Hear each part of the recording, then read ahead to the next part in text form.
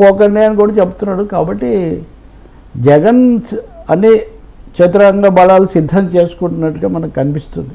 Sir, ఈ అంశం ఇలా ఉంటే మరొక వైపు సాక్షి పత్రికకి 371 కోట్లు యాడ్స్ ఇచ్చారట. మిగతా వాళ్ళు ఎవరికి కూడా లేనిది 26.77 కోట్లు అన్ని టీవీ ఛానల్కి ఇస్తే ఒక్క సాక్షికి 371.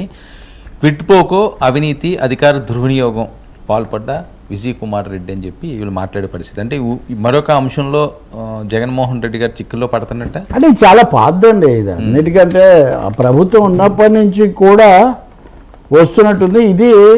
ఇదిగోండి ఏసీబీ ప్రాథమిక దర్యాప్తులో తేల్చిందని ఇది ఈరోజు ఈనాడులో వార్త. మీరు అన్న దాంట్లో ఇంకోటి ఉంది. ఈ విషయంలో ఆంధ్రజ్యోతి ఈనాడు ఒకటి కాదు, పెద్ద పత్రికగా ఈనాడుకి అడ్వర్టైజ్మెంట్స్ ఇచ్చారు. నిజానికి కొన్ని సందర్భాల్లో అది మాకు గిట్టుబాటు కాదని ఈనాడు వాళ్ళు తక్కువగా తీసుకున్నారని కూడా కొన్ని సందర్భం ఒక దశ తర్వాత మార్గదర్శి క్లాష్ రావటం వీటన్నిటి వల్ల అది ఉంది.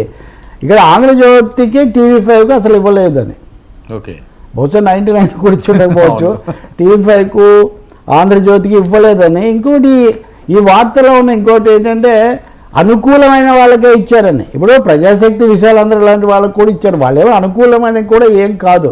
వాళ్ళ వాదన ఏంటంటే మీరిద్దరూ మా పత్రిక మీద కక్ష కట్టి మా ప్రభుత్వం మీద వ్యతిరేక ప్రచారం చేస్తున్నప్పుడు మేము ఎందుకు చేయాలి అని. కానీ అది నిజం కాదు. ప్రభుత్వాలు అనేవి ఎవరున్నా కానీ వాళ్ళ అభిప్రాయాలు, వాళ్ళ వార్తలు, కథనాలు వాటికి అతీతంగా సమానంగా ప్రభుత్వం చూడాల్సి ఉంటుంది. సర్క్యులేషను లేదా వ్యూవర్షిప్ను బట్టి కొంచెం తేడా ఉన్నా, బట్ అదర్వైజ్ అందరి పట్ల సమానమైన ఆదరణ, ఒకటే సూత్రం అమలు చేయాలి. ఆ విషయంలో మటుకు సాక్షికి ఒకే కూటమి ప్రభుత్వం యాడ్స్ ఇస్తుందా? అదే మీరు అడిగింది. నేను అదే కదా, నేను చాలాసార్లు చెప్పాను, మళ్ళీ చెప్తాను. సాక్షిని చంద్రబాబు నాయుడు ముఖ్యమంత్రిగా ఉండగా పిలిచేవాళ్ళు కాదు. 2014-19 మధ్యలో నేను అప్పుడు చంద్రబాబును లేక్ వ్యూ గెస్ట్ హౌస్లో ఎడిటర్స్ మీటింగ్లోనే అడిగాను, ఇక్కడ లేడేంటి సాక్షి అని, పత్రిక వాళ్ళు లేరని. అంటే లేదా మామూలు పార్టీ వాటికైతే పిలవము, గవర్నమెంట్ అయితే గవర్నమెంట్దే కదా ఇది లేక్ వ్యూ గెస్ట్ హౌస్ అని నేను అన్నాను. మళ్ళీ జగన్మోహన్ రెడ్డి తన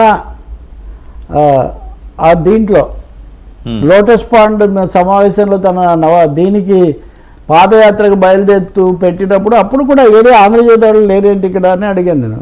మరి వాళ్ళు కూడా ఉండాల్సింది కదా అని. సో వాళ్ళు ఉన్నప్పుడు వీళ్ళ మీద చూపించారు, వీళ్ళు ఉన్నప్పుడు వాళ్ళ మీద చూపించారు. కానీ కొంచెం మొగ్గు బాగా చూపించారు. ఇక్కడ సాక్షి నేరుగా అయిన పత్రిక అయింది. చిన్న తేడా ఉంది, చిన్న డిఫరెన్స్. 2 కేసులు ఒకటే ఉండవు కదా.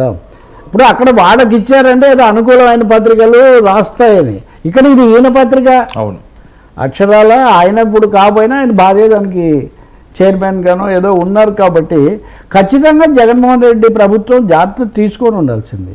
అసలు మొత్తంగానే మీడియా ఫ్రెండ్లీగా లేదు ఆ ప్రభుత్వం. మీడియా ఫ్రెండ్లీగా లేకపోవటం అనేది అది ప్రజాస్వామ్యంలో ప్రెస్ మీట్ పెట్టిన పాపాన్ని పోలేదు కదండి. అదే పోలేదు, మోదీ కూడా పోలేదు. మళ్ళీ అదే సమస్య ఇప్పుడు మనకు. ఇప్పుడు ఒక ఏకపక్ష ధోరణి పెరగడం వల్ల నేనంటుంది ఓకే. ఇక్కడ అంటే మోదీ కూడా ఇక్కడే కదా సార్ దేశ ప్రధాని.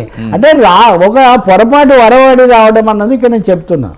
ప్రెస్ మీట్ పెట్టిన పాపాన్ని పోలేదు అన్నారు కాబట్టి ఇప్పుడు దేశ ప్రధానమంత్రి కంటే ఇంకా దేశ ప్రధాని కంటే ఇంకా ఒక రాష్ట్ర ముఖ్యమంత్రి, చిన్న రాష్ట్ర ముఖ్యమంత్రి కానీ పెట్టి ఉండాల్సింది. ఇప్పుడు పెడుతున్నాడు మళ్ళీ. అవును, ఇప్పుడు అదే నేను చెప్పేది.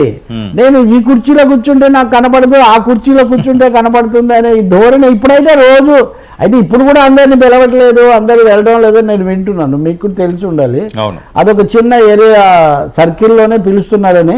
కానీ ఈ ధోరణి మంచిది కదండి. ఎవరు ప్రధానమంత్రులుగా ఎవరు ముఖ్యమంత్రులుగా ఉన్నా మీడియా పట్ల వాటి స్థాయిని, ప్రాధాన్యతను, ప్రభావాన్ని బట్టి వాటికి అడ్వర్టైజ్మెంట్స్ ఇవ్వడం, ప్రోత్సహించడం అది జరగాల్సిన అవసరం ఉంది. కానీ బంతిలో వలపక్షం అంటారే, వడ్డించేటప్పుడు ఎవరు కూర్చున్నా తినే వాళ్ళకి ఒకటే పెట్టాలి కడుపు నిండా. ఇటువైపు వాళ్ళందరూ మా వాళ్ళు, అటువైపు వాళ్ళందరూ తస్మదీయులు అస్మదీయులు అన్నట్టు చేయకూడదు.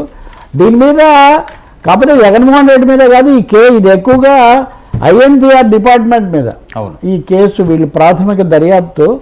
మరి దీన్ని ఏ విధంగా కేసు పుటప్ చేస్తారు. ఏపీ ఫైబర్ మీద కూడా అదొకటి వివాదం వస్తున్నది. దగ్గర 400 మంది 500 మంది తీసేస్తున్నారట. అసలు ఏపీ ఫైబర్ మాట్లాడారు జగన్